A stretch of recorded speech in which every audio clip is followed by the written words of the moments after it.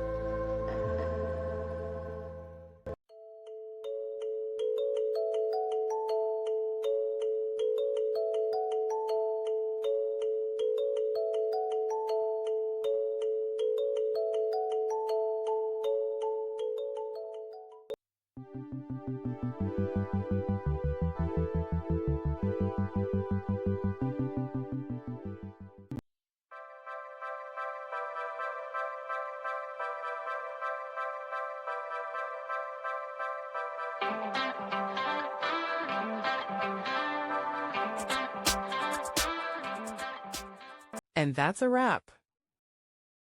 I hope you found the answer you were looking for.